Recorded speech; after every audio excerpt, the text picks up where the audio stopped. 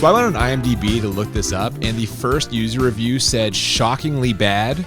And I was like, shockingly? No, seriously. Like I love Christian Slater, but by 2005, he was not exactly getting big movies or important roles. And Tara Reid, like, who was going into this thing with high expectations? A movie that was written based on a video game. We know how those generally go. We've talked about a few of them on the podcast. Almost never good. Wait, this wasn't based on a true story? You're right, it was. This is They put enough in that fucking crawl at the beginning. It felt like a history lesson. Is this an SNES game that they turned into, I think, into a movie? No, it couldn't be SNES. That's 2005. It must have been like PlayStation 1 or something. Okay. I don't think 2. It was a modern game that they translated into, though. I think this was a game that had some time, and they took that story and decided to make it into a movie. I don't know why, but they did. See, I just assumed they used the same graphics in the video game for them. Is that not correct? I don't know. Welcome to the CGI in this bad boy. Isn't amazing? Yeah, welcome to Bad Movies and Beer. I'm Cooper. I'm Nolan. And today we are discussing what is widely considered one of the worst movies ever made, Alone in the Dark. It is, really? That's like, if you Google, that's one of the first things that comes up, is that it's considered one of the worst movies ever made. Not the other Alone in the Dark, which is from the 1980s and actually sounds pretty cool. Stars like Donald Pleasance and Jack Palance, maybe. I don't know. Like an actual horror movie? Yeah, I think it is. Or like maybe it's like a hard-nosed crime thriller. I don't know, but this sounds fucking more credible than this shit. So the cover of this thing is like a very scary monster inside somebody's X-rayed ribs, and I'm like, Alien. Yeah, I was like, straight up, this is like a horror movie, but like something alien's going on here, and I'm like, I thought originally it was gonna be a ripoff of Alien, like the Alien movies, and some of the stuff in there kind of seems to be, but fuck, man. Well, we're gonna get into all of the badness, I guess. We are, but before we do, what do we always do? Well, thank God for the beer that we are drinking today. We have paired this movie with the beer, and honestly, the way I feel about this movie, the ABV in this beer, right up my alley. Why don't you tell them what we're drinking today, Noel? The beer we're drinking today is pretty good connection to Alone in the Dark. This is called Dark Sour. Yeah. From the Field House Brewing, and they're in British Columbia. They're sort of out of the Fraser Valley. They've been around for around a decade. I think 2016 they started up. And they have expanded since then, and they have a bunch of really cool beers. On their website, it says they make crushable ales and experimental IPAs to funky and fruity barrel-aged sours. And that's what we got here, a dark sour, blackberry and blueberry at a 10% ABV. Ooh, I don't think I've ever had a sour with a 10% ABV. Is it the barrel age, right? Is that what you just said? Yes. Okay. So maybe, is this an imperial sour? They don't say that on the can. But. No, I don't know. A strong and bold fruit-forward sour. Wow. It sounds really exciting. I'm not sure if it's straight up from the grains that are giving its alcohol content, or maybe they add a bunch of fruit, which also gets turned into alcohol and fermentation, and that's why it's so strong. Okay. Right? Because the sugars from the fruit can also be turned into alcohol. This might have a bit of like a cider/beer taste to it. I'm not sure. We'll get to check it out. It says it has loads of blueberries and blackberries that change this light-colored sour to a dark purple fruit bomb, so they're speaking your language. I do love bombs in my mouth. Yeah. God damn it. Oh, going strong in season 6. Yeah, that's right. I'm excited to get into this. You want to crack it open? Fuck yes, let's do it. All right.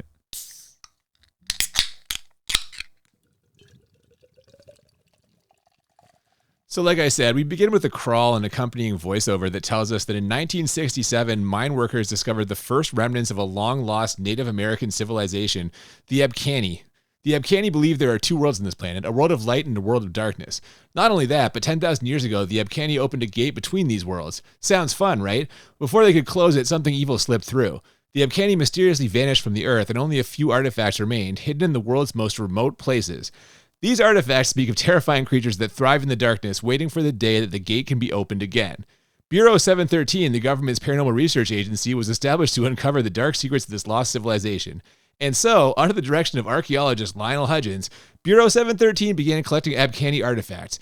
Gee, I wonder if this is going to backfire in some way. Also, are you getting all this? Jesus Christ, like fucking Dune all over again. There is a lot being downloaded to you at the start of this movie. I'm out of breath, man. Fuck. I had trouble keeping up in my notes for sure. I think I watched the scroll twice just to make sure I had everything down so I was on track. This is also not the end of it. There's more. Oh, there is so much here. They are giving you a lot of what's going to happen already in this. They are not being subtle about what's going to go down in this motherfucker. The biggest problem, or one of the biggest problems I have with this entire movie, is the whole thing is a search for opening a door that they all know that they shouldn't fucking open. So you know what's funny is I didn't know they shouldn't open it. When we get to the end and that part happens, you will hear my reaction to it is not on the same page with them at all. Before then, the voiceover goes on to tell us, when the government shut down his controversial research, Hudgens built a laboratory hidden within an abandoned gold mine. because nothing screams completely sane, respectable scientist like a laboratory in an abandoned gold mine. Yeah, that uses orphans as their test subjects. Oh my God, yeah, Holy we're gonna get that. Yeah. fuck, there's a path from this gold mine to an orphanage, and apparently they're gonna use 20 orphan children to test this guy's fucking mad genius science shit on. This is pretty dark stuff. This movie is called Alone in the Dark, and we are getting the big bad evil character here, this Dr. Hutchins, who clearly is doing some fucked up shit.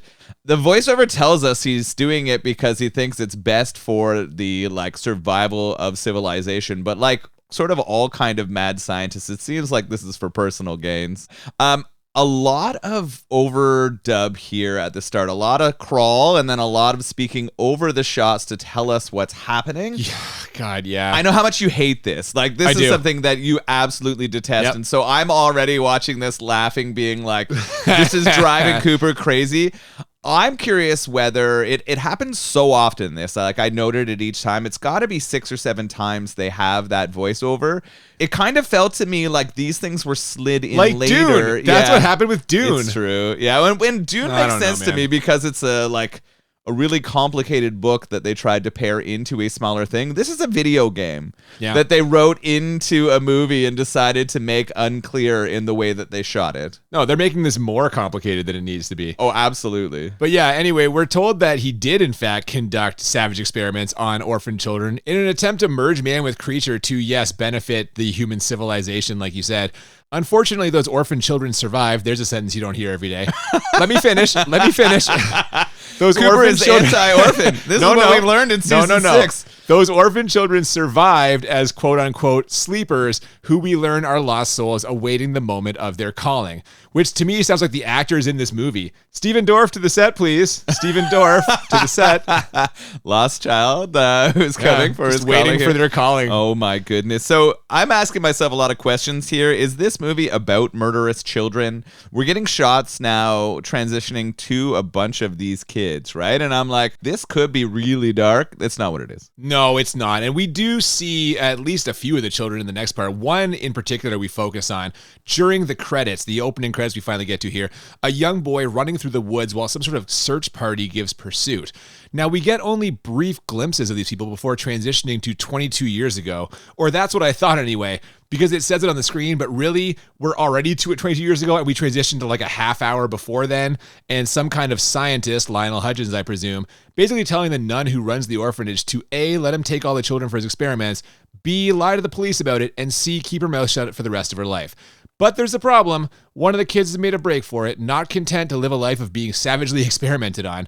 And as we'll see in a moment, thanks to a hilariously obvious transition, that child will grow up to become Christian Slater.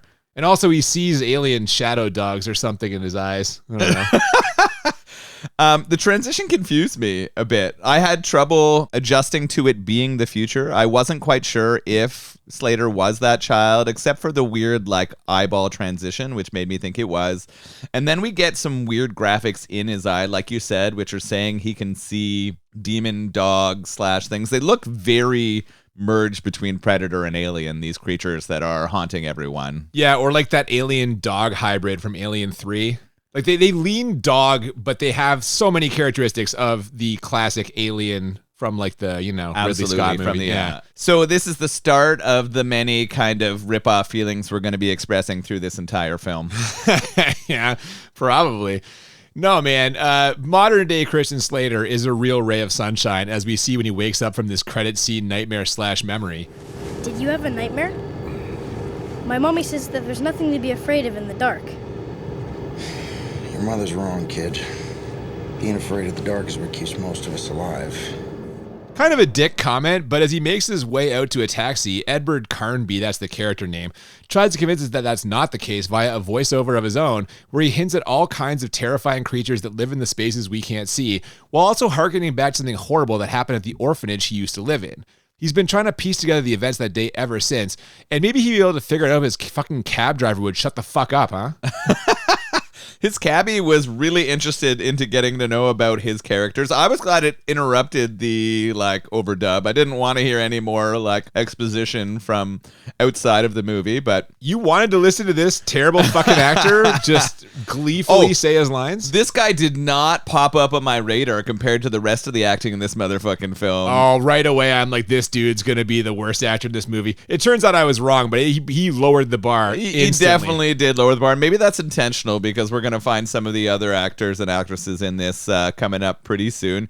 He does tell him he's a paranormal investigator and that he searches Christian for things. Slater, Christian not the cab Slater driver. tells him, yeah, the cab driver, and he thinks that's really cool until they notice that they're being trailed by another cab. Oh, fuck, yeah. And this is where he really gets to show his full range as an actor. When this other cab is chasing and bumping them, his reactions here, the driver, are just way fucking over the top, just horrible. And speaking of horrible and over the top, the multiple instances of slow-mo we get as the other car's driver starts brawling with Christian Slater are fucking unbelievable in how bad they are. Oh my God, yes. And that's the part that feels so Matrix-esque to me, right? The slow-mos, we're getting bullet vision and slow-mos around the bullet time? Is that, yeah, we're getting bullet time in this as well.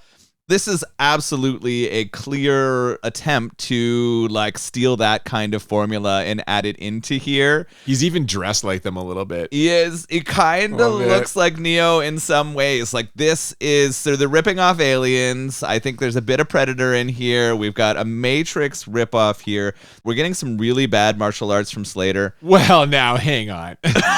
You're about to defend Slater's martial arts? Okay. That's not Slater. That's the stuntman. Okay, all right. Slater's not doing those moves. Okay. You never see his face when he's flying through the air kicking some guy? That's true. We do get the other guy jumping off of a bridge, and then we get some wire work and bullets crashing through him. It is fucking bad. Yeah. The killer gets shot through the chest 2 or 3 times and is still going. He's not stopping. One of the bullets is shot in a way that it goes through a block of ice. They're in a market area where there's fish and stuff. It goes through a block of ice, and then we follow that exploding block of ice through the guy's body, and it is out of control. Can I tell you something? Yeah. Not knowing anything about this movie or video game, when the bullet went through the ice, I was like, well, that's what's going to kill him.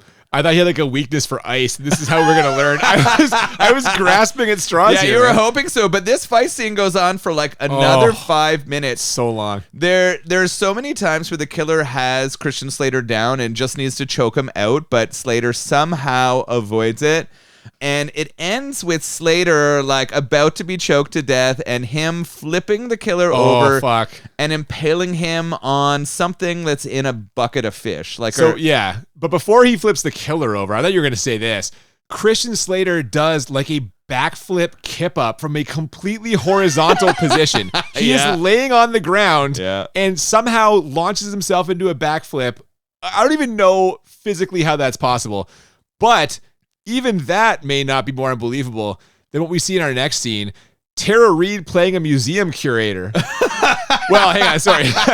Assistant museum curator, which I guess is slightly more credible, but still, come on. After the kip up and backflip and the guy dying by getting impaled on this rod, we don't know why that kills him and nothing else did. We do transition into Tara Reid. She's at the museum. She says she's a doctor, and that's the funniest thing I've heard in this entire movie. Yeah, man. She's receiving an unexpected delivery today, but what we're receiving is totally organic plot and character info, compliments of a very thirsty security guard. This guy basically tells us exactly who she is and lets us know where we'll find Professor Hudgens in the next scene, all while not so subtly probing her about her boyfriend status. And listen, I'm all for people shooting their shot, but you can put that nightstick away, dude. Never gonna happen. I didn't interpret it as a come on, actually. I just thought that they were trying to make this character that was easy for them to like move the plot. Oh, dude, the way he's defending her, come on. You don't know who she is? And he's like, you're not wrong. You're not wrong. He's both knowledgeable and really nosy for sure, and it's pretty hilarious. But yeah, so we get that really bad acting between the two of them, and then we transition to the head of the museum, who turns out to be Professor Hudgens, like I said, and it turns out that he has indeed found the thing he was looking for. Tara Reid alludes to it in the last scene. It's a sunken ship with a solid gold coffin inside, which he explains was something the Abkhani did because they believed gold could contain evil spirits. But based on the look on this boat captain's face who we hired to take him out there, I don't think they're going to be contained for long. The container's made of solid gold. Whatever's inside must be worth a fortune. Oh, you have no idea. But I'm looking forward to finding out. Richard! You make a terrible mistake! The only mistake I'd be making is letting you walk out with whatever's inside. Boy, this guy gets proven wrong real fast. This sort of, to me, was the epitome of the message of this movie, or I guess that story or the video game is like, don't fucking open shit that you know should be closed, right? Everyone's greedy as fuck to get their hands on this stuff that's open. While that's all going on, we see Christian Slater walking through alleyways, and he's kind of tripping balls. Like, he is hearing sounds and seeing shadows, and we're getting these terrible camera angles and animal noises. Like, there's a lot of like howls and barking and shit going on in his brain. That's the shadow dogs, man. Whatever those darkness monsters are. Xenos is what they are called. Is that what they're called? Yeah, they're called Okay. Xenos. It took me 3/4 of the movie to write that down because it was a real struggle. But yeah, so like you said, this greedy crew member is not interested in letting this golden chest go back to the museum with the good doctor. I mean, or the evil doctor. Yeah, I was going to say he's not a good doctor. No. The evil doctor. So he breaks it open, and how does that shit go down? Oh, not well. The consequences of opening this coffin are twofold. First, we get a bunch of cuts to people we haven't seen having some kind of reaction and then just walking off. Christian Slater even registers it, kind of like you were talking about, but instead of heading out the door, he passes out in his paranormal crime lab. Then, once Professor Hudgens makes his way back onto the deck of the boat, we see the immediate aftermath of the captain's actions. He and his crew have been completely slaughtered with their mangled bodies strewn all around. Whatever did this seems to have disappeared, though, and with the boat crew dead, Professor Hudgens is easily able to retrieve something from the coffin. And I don't know if it's in any way related to that thing Christian Slater was looking at before he got buzzed by the paranormal activity, but I know where we can go to find out. Bureau 713, the Agency for Paranormal Investigations. Looks like it's Dorff o'clock, Noel. We're getting a lot of transitions between the characters in this movie. We know they're going to get pulled together eventually, right? We have shots of Tara Reid. We have shots of Slater. We have shots of Dorff. Stephen Dorff now. Stephen Dorff about to introduce. And we have shots of the evil doctor. They insinuate that Tara Reid has a missing boyfriend, and I immediately knew it was Slater. There was no chance that it wasn't. Yeah. I had the vibes about this movie immediately. I think I could have written this thing and done. You mean back in 2005 or back in 1995? Yeah, as a 10-year-old, or a 13-year-old, for sure, I could have written that. So we're at the bureau now. Dorff is there, and what's he doing? Well, he is working for the agency in some capacity. We're not sure exactly what it is yet, but he's kind of ordering some people around in a way that implies that he's got some He's the head of this 713 bureau, and No, not the head of the bureau. Oh, of this project. He's the head of their strike team or something, as we'll find out in a second. He's working for the agency. Tara Reid is working for a salty old professor who likes to yell at her for doing her job. And once Christian Slater wakes up, he's got to start working on figuring out what the hell just happened.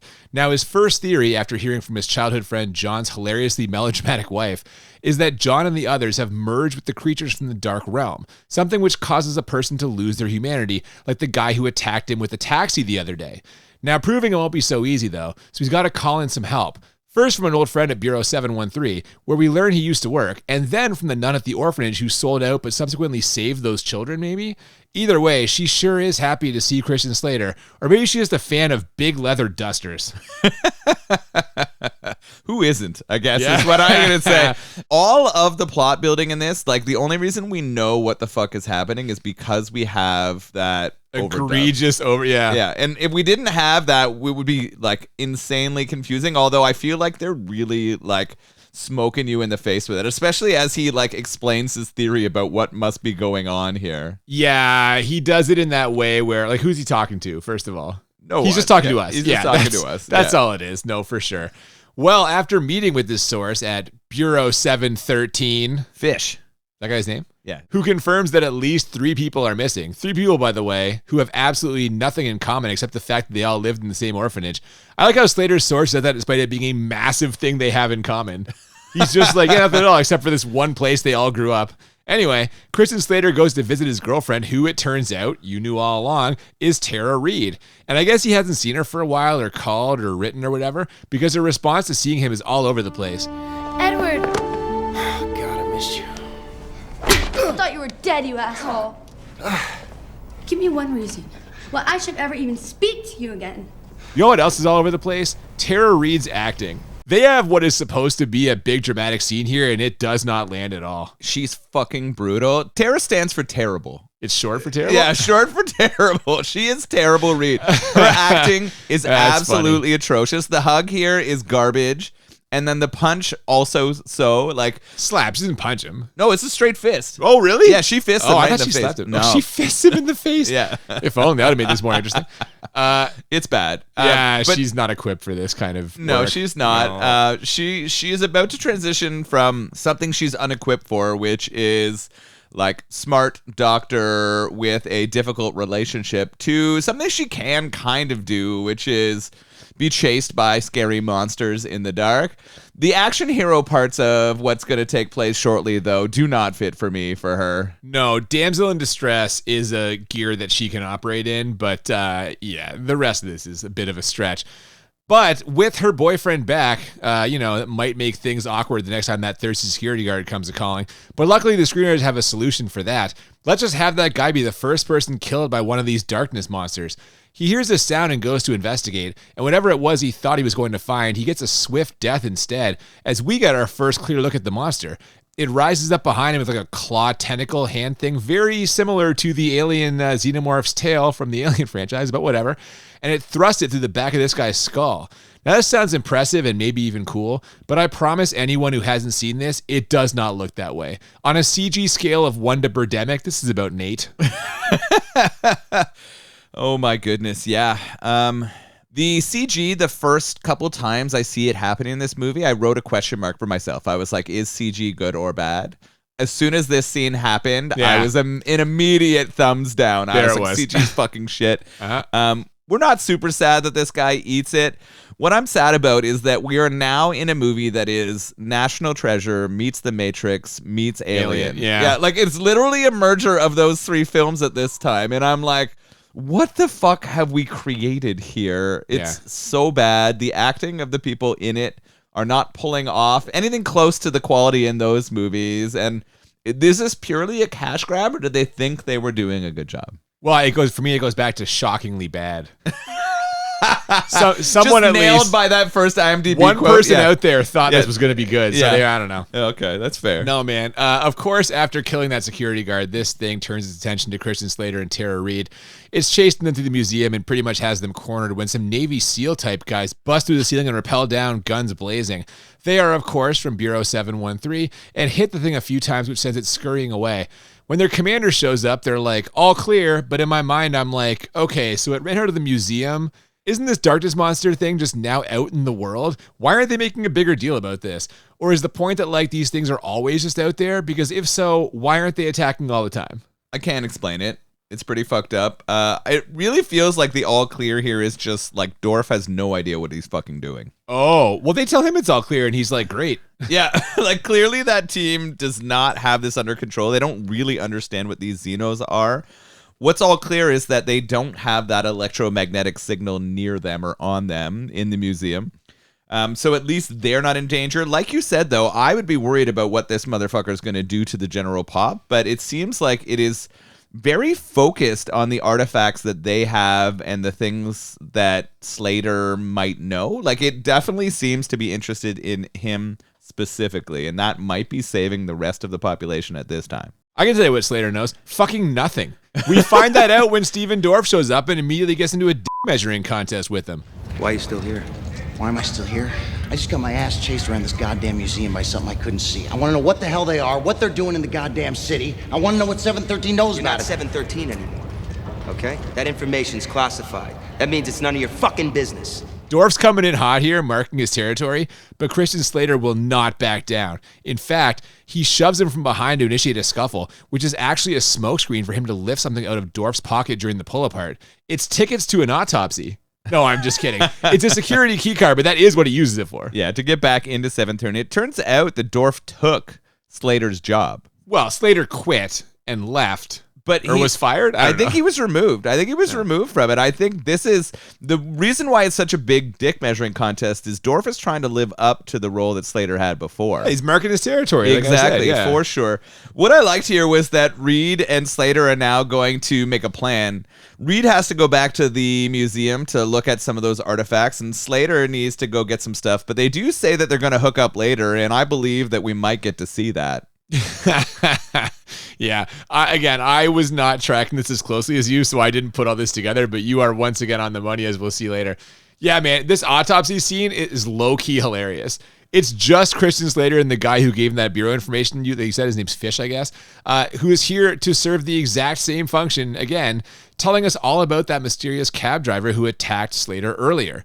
Turns out the driver is an ex-bureau member himself who went MIA 20 years ago. His files are incredibly classified and mysterious, but not as mysterious as the weird plastic bug that was fused to his spine or the strange scanner reading being given off by Christian Slater himself. They're trying to hook us in with a mystery here, Noel. What does it all mean? We know that all of these things were fucking shoved in the orphans 20 years ago. They've laid this out in front of us. It's not much of a mystery. No, there is no mystery here, which is kind of sad because going into this, I'm like, we got a horror movie here. And then I'm not getting a ton of that from what I've seen so far. I'm kind of like, we're thriller mystery. Maybe they're going to keep us along. Action sci-fi, something, yeah. It does seem like it falls more in that action sci-fi genre than anything else. And I'm curious whether that was the original intent or The Matrix came out and they're like, we need to make some fucking money. 6 years later, they were like that? No, come on. Well, Matrix was still making the sequels, not that those really lived up to the... I was going to say, once the third sequel came out, everyone ran away from that shit but as fast as they could. This came out before the third sequel.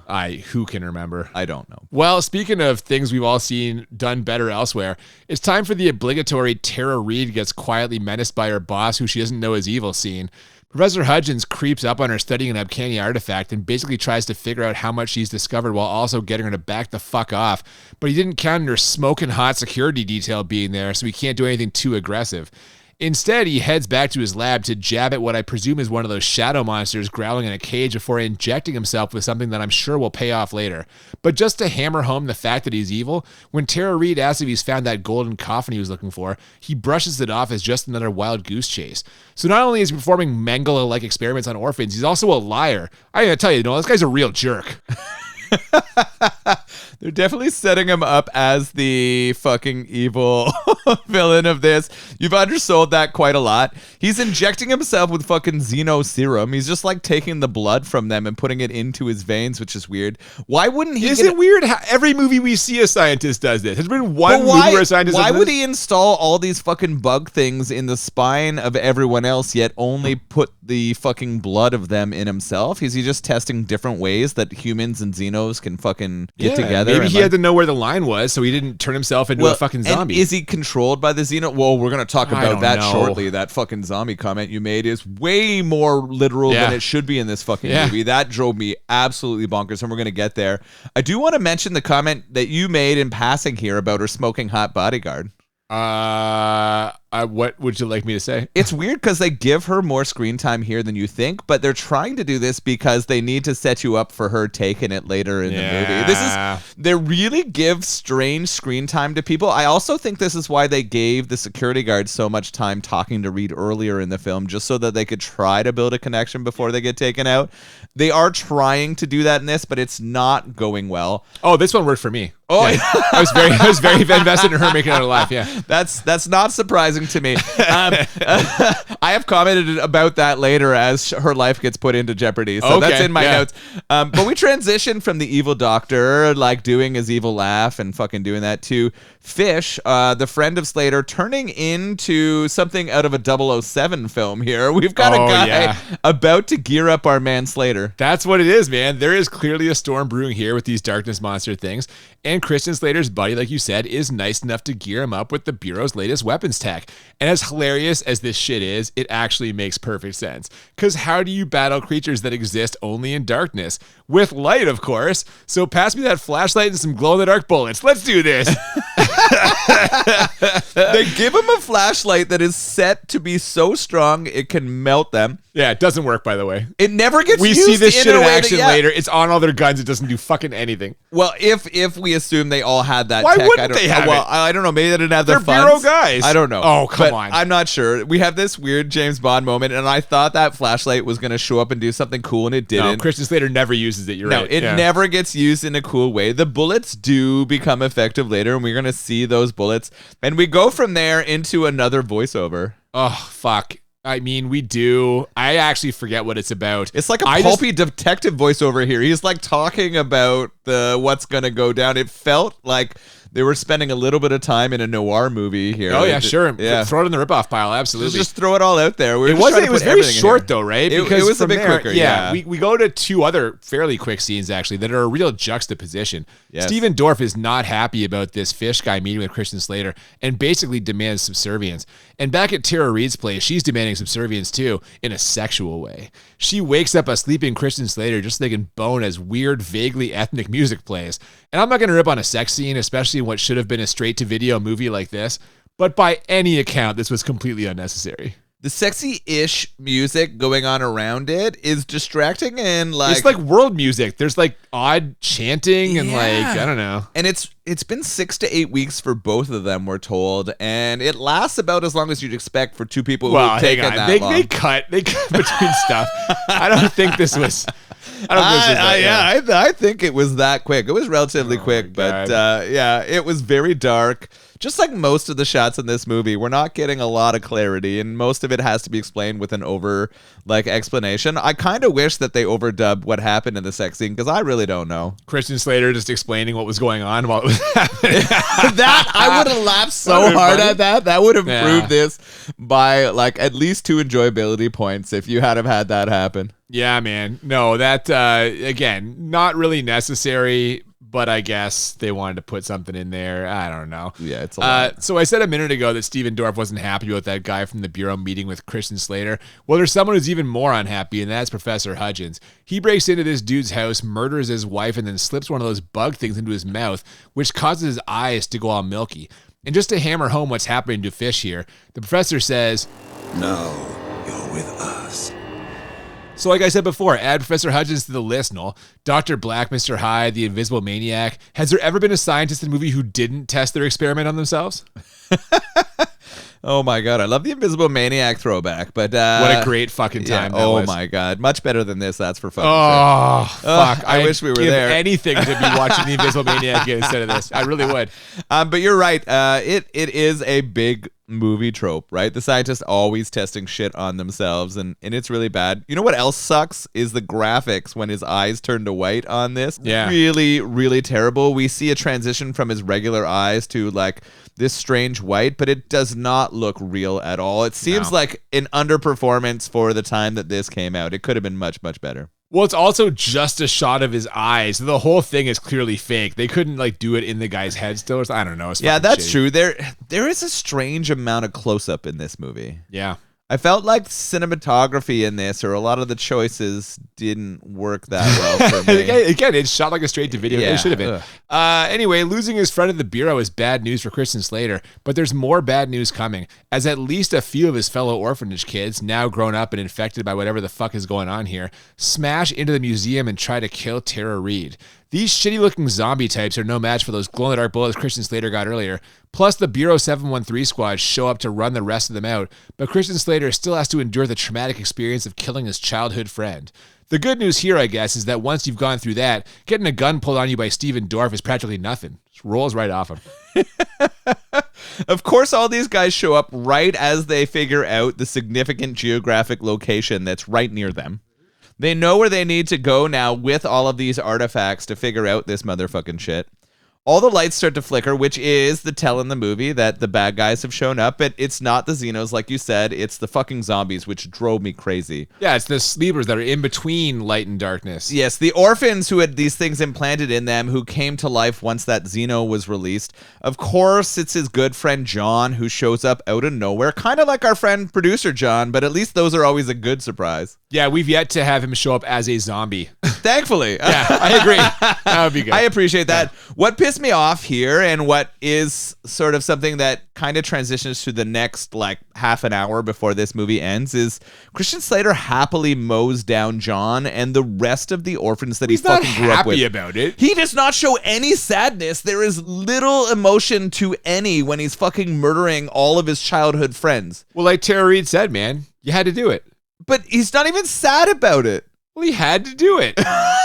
You compartmentalize and you move on. And then she asked him, how many more of these guys are there? And he's like, there were 20 of us. We will not see the other 17. Well, we see a lot of them get fucking mowed down as this new metal comes in here. Oh, that's fair, I guess. I wasn't keeping track, but it's we got like an intense focus on the first few, and then they just kind of like... Yeah, they just become like gun fodder. We're about to transition back to a Matrix sequence where new metal blasts, and we get a ton of gunfire, and we get an insane amount of glass breaking and slow-mo and like gun shooting. 713's there helping them fight off all of them, and I don't understand why they keep showing up. Yeah. They just always show up to be there. I don't know. That's a real mystery. I don't know, man. Apparently 6 of the 713 get killed by the Xeno there, not the alien. Yeah. And Dorff is back to yell at Slater some more. Yeah, man. Dorff wants to bring Christian Slater in, believing that he's infected too, which I guess he technically is. But Slater is like, are you fucking kidding me? And rightfully so.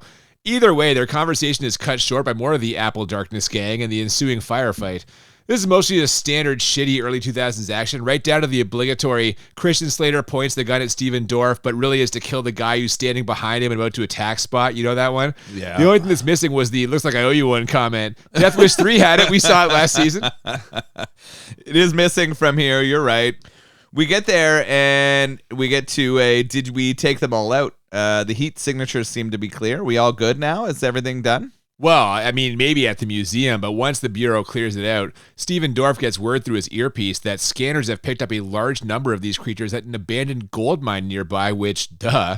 He tells Christian Slater that he'll brief him and Tara Reid on everything once they're in the air, and all I could think of here was, why is he bringing them along? Like, okay, Slater's good in a fight, but Tara Reid? She's an assistant museum curator and maybe not that smart. She doesn't realize her boss is evil.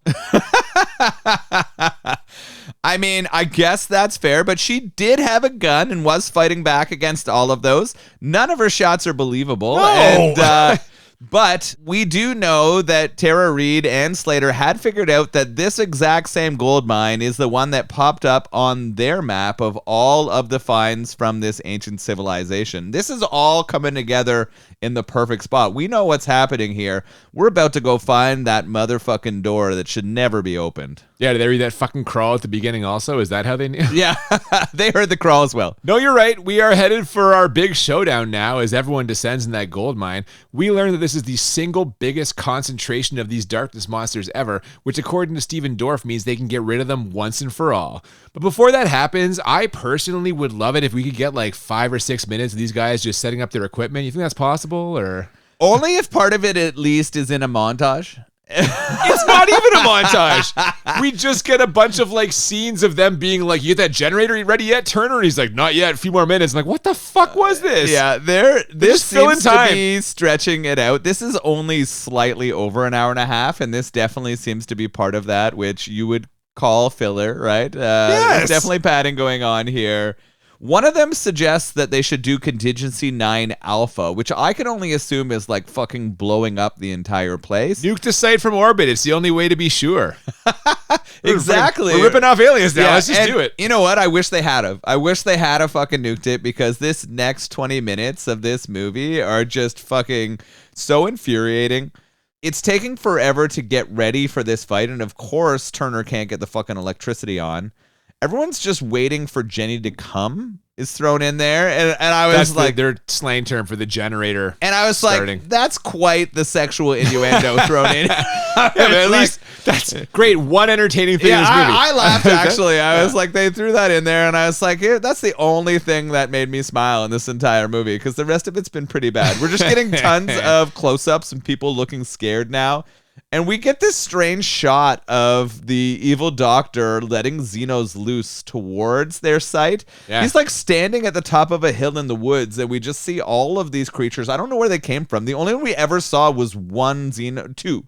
We saw one in his cage and one that got let loose from the golden box. Yes. Those are the only Xenos that we don't even see those. We just know they're there because of what happens. I guess we see one, but we don't, We don't really know. And I'm like, did he breed the two in that time? Or like, are there more in the world that were just out there? Like, he's just letting them off their leashes now. Yeah. So we know we're about to get some kind of resolution, and I'm happy about that. Well, after all that time, everything's finally fucking ready. The generators are up and running.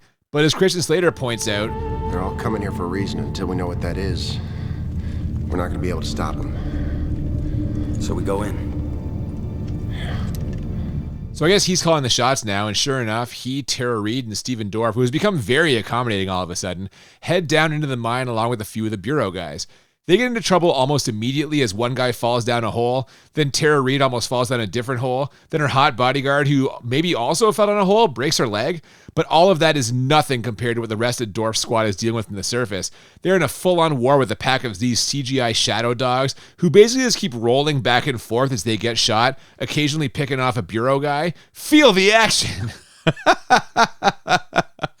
I'm not quite sure they ever actually get the generator on. Jenny doesn't come because Fish shows up. I'm pretty sure she did. I'm pretty sure. Well, yeah, that's what you would think. But Fish shows up and decides, now that he's been sort of filled with the Xeno goodness, to explode himself and Turner before that thing can fully come online. This sets back all of the 713 guys as they're trying to battle these terrible Xenos. The shootout between them is absolutely atrocious, and the CG is terrible, and it's not going well for the soldiers.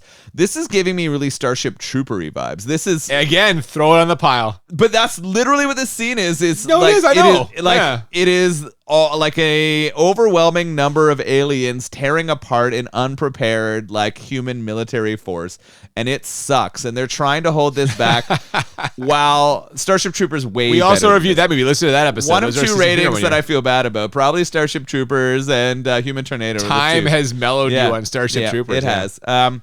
But this is all really bad, and so we've got one group playing Starship Troopers up top, and we have another group doing National Treasure down below, trying to solve where this gate is. They're moving through. It's not going well because we've got like alien creatures in the sand, and I don't know. Oh, how is this all going to fucking resolve? Well, we're not going to find out just yet, because we do have to have a couple of scenes with the people down below, like you mentioned. The good news is it took a while, but I finally figured out what Tara Reid is there for. She can read the Abkhani language, which means that when they find symbols carved into the walls of this gold mine, she's able to translate it for them and us. It's a warning. What's a warning? It says once you make it down here alive, you're already dead. Fuck, man. Why wasn't that the tagline for this thing? It would be better. Oh, it's much worse. The other one's much worse. They couldn't even get that part right. Shit. Who are we blaming for this clusterfuck?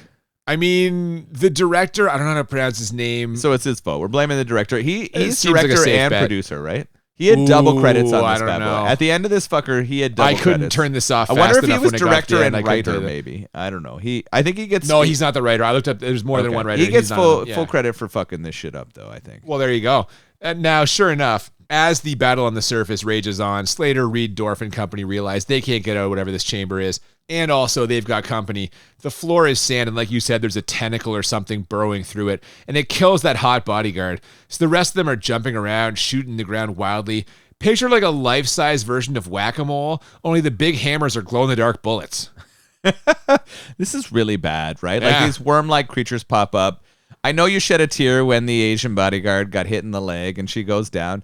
I wasn't sure if these things were going to transform her into. I kept waiting for the dead soldiers to rise up because everyone else is a fucking zombie, so why not? And I thought that might happen, but it didn't here. Although we do get a shot when she's supposed to be dead and she does like literally get up. They misedited it. It's really bad. They didn't even cut it out. She's literally getting up after she's supposed to be dead. And I was like, oh, she's coming back from the dead. And then we never see it again. And I was like, holy God. I'll be honest, guys. So I missed that. And now you're putting me in the very difficult position of deciding whether or not to fire this back up and go look at that scene. Or just let it go. And I'm leaning towards the latter, but okay. I'll take your word for it. Anyway, after not a small amount of these hijinks, Christian Slater does in fact find a way out. Maybe.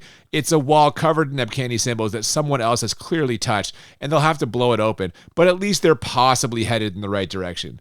Now, no such luck for the Bureau guys in the surface, though. As it turns out, they're all dead except for Dorff's number 2 guy, Miles, and some girl rookie who Miles instructs to head for higher ground while he holds on the fort of their mobile command center.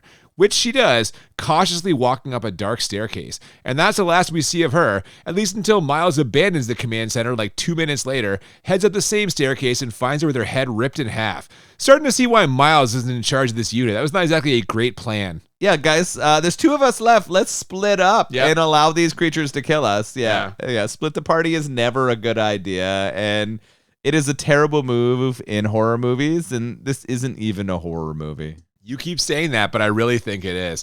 Either way, that leaves Stephen Dorff as the sole remaining member of the Bureau Strike Force. Actually, that's a lie. There's one random guy still with him who will almost certainly be dying any minute now. And wouldn't you know it, that door he and Christian Slater blew open is, in fact, the entry to Professor Hudgens' secret lab. We get what's supposed to be the big reveal here when Stephen Dorff spots a child-sized bed with Christian Slater's name on it, well, his character's name, Edward Carnby, and Slater puts it all together. 713. He implanted us with those things. And I've got to hand it to them. This would indeed be a pretty big twist if they hadn't thoroughly explained all of this in that long-winded introduction at the beginning. Dude, I am as mad as Stephen Dorff's character right now. It's fucking brutal. Yeah, this is one of those movies where if they had have been able to keep this all a secret and not let you know that this was happening, it would have been a much more enjoyable ending. I have to assume that they showed this to people and they were angry because they were confused about what was happening. So you spell it all out at the beginning? I don't know, but it is absolutely atrocious. We all knew everything that was happening here, and we also knew that opening that door was going to be a bad idea because guess what is on the other side of the fucking lab? Okay, so I need to admit something here. I did not know that opening the door was a bad idea. I don't know how I missed that part because they do find like another wall covered in symbols after that random Bureau guy flips a switch in the lab, and we might finally be on the precipice of figuring out all the details of what the hell is going on. The answers I've been looking for my whole life could be on the other side of this thing. Some doors are meant to stay shut. And this is where in my notes I'm like, let me get this straight. Not only is this almost certainly their only way out of here, which is wrong, but Tara Reid's boyfriend, who is like comically conflicted about the mysteries of his childhood, is literally on the doorstep of finding out the truth. And her advice is, nah, I don't think we should do it. I shit all over her here. And I was wrong. I'm the asshole because I didn't realize opening the door is bad. We heard in the opening sequence.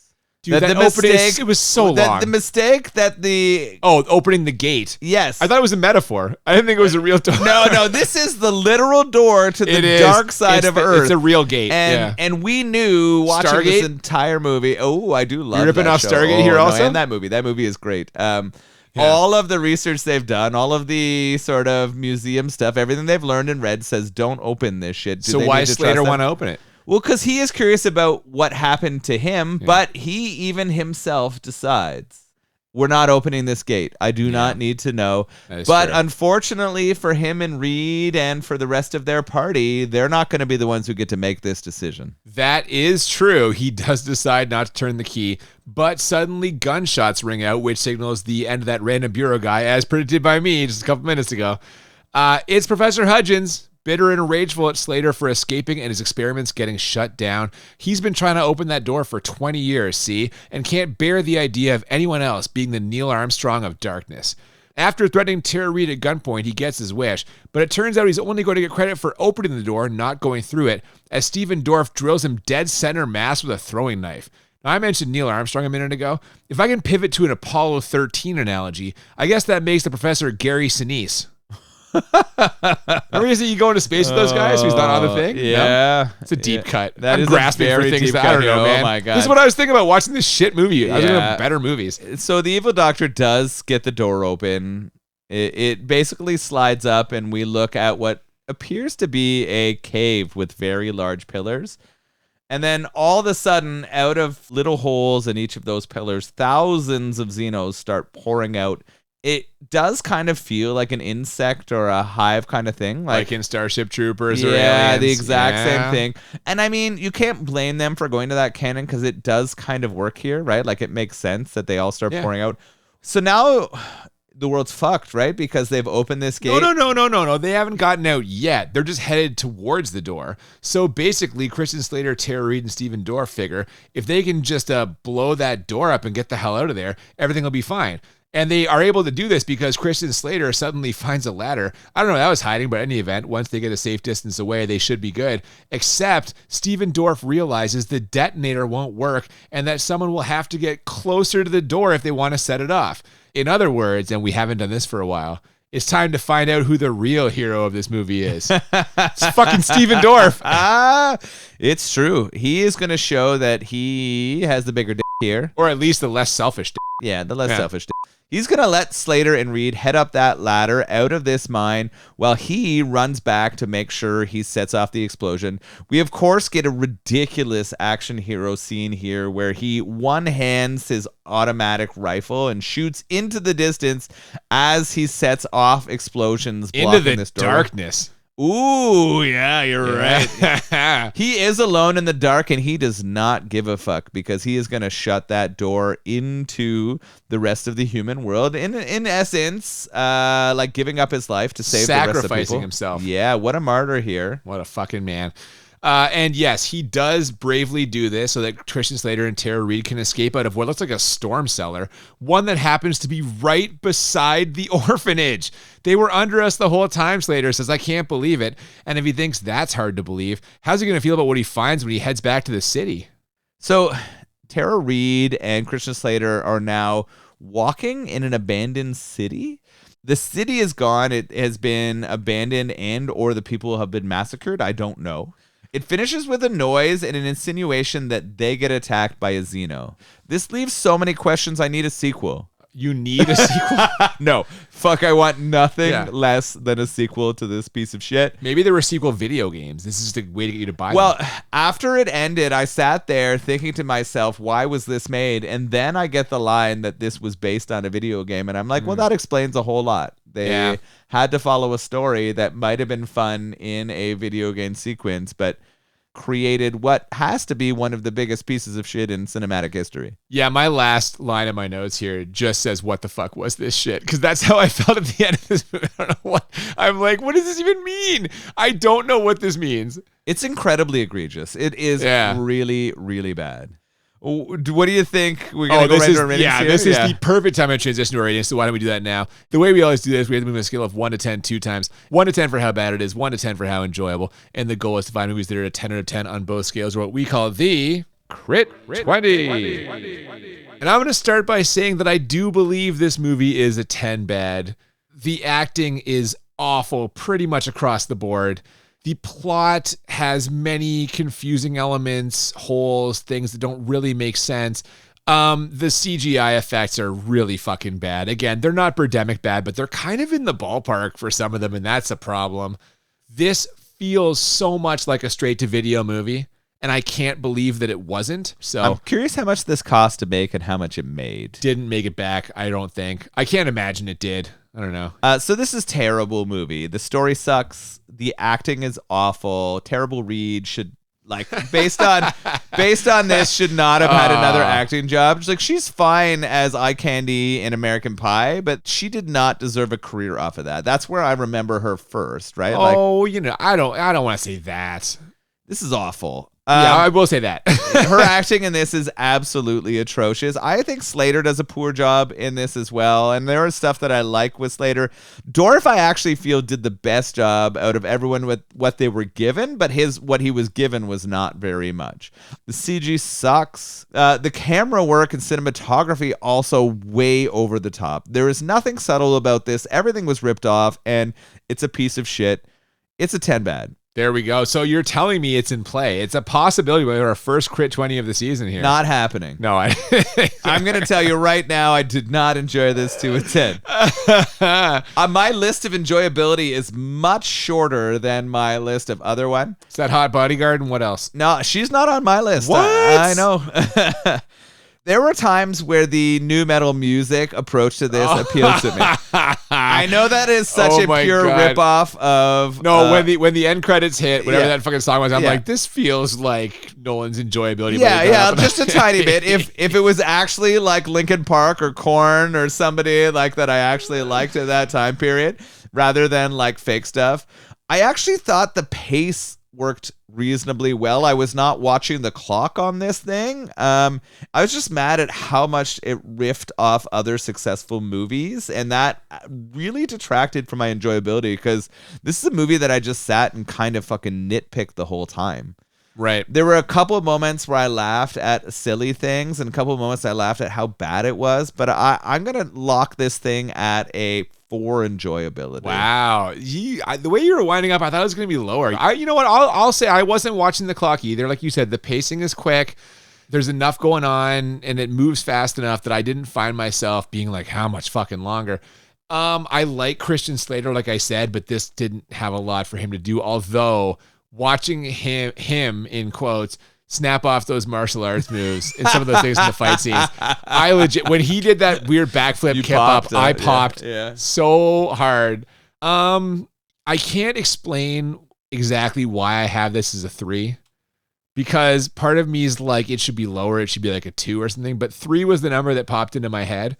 And I'm just going to go with a 3. I did like that bodyguard. Sad to see her go. That's shocking. I get a little something out of it. I'm going to go with a 3, but yeah, I can't in good conscience recommend this to anybody. These things should not be seen. What about this beer, though? Oh, would you like that I anyone can to drink recommend this? to anybody. If you like sours, especially fruited sours, I'm a fruited sour man. This shit was delicious, and I don't understand how it's 10%. Because I don't taste the 10%. I don't taste it at all. I'm feeling it now after we've each had 1.5 of these. We split a third can. But like, dude, just so unbelievably fruity, delicious, bold flavors of blueberry and blackberry. It is an absolute fruit bomb. It's going off in my mouth and just all over me. And I am really, really enjoying it. A great fucking beer.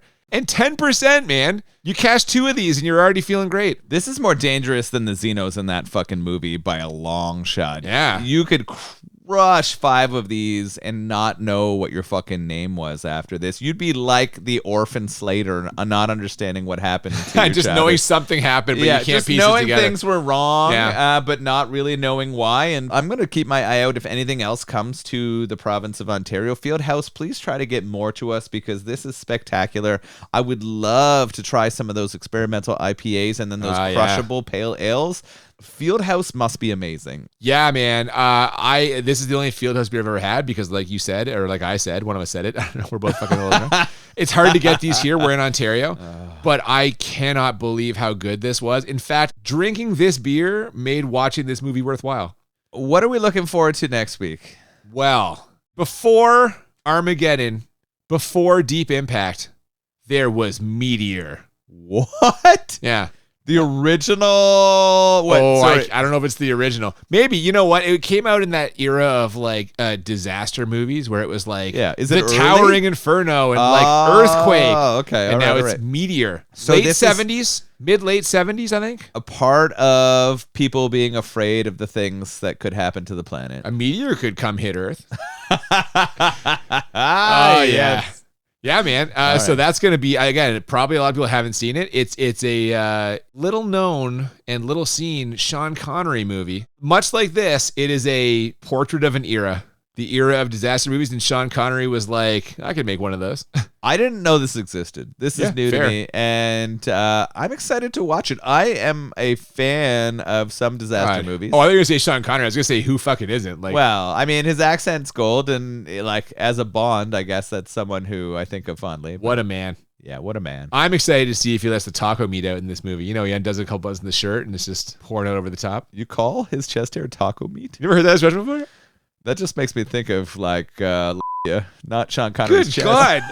We've got a little too far here. We've got this out a little bit. This is a sure sign that it's time for us to go.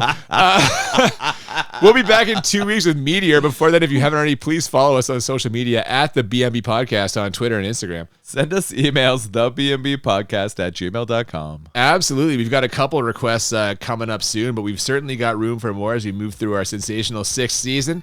We thank you so much for joining us today for Alone in the Dark. We hope you'll be back in 2 weeks for Sean Connery and Meteor. Until then, I'm Cooper. And I'm Nolan. And we'll see you next time on Bad Movies and Beer. Keep that fucking door closed.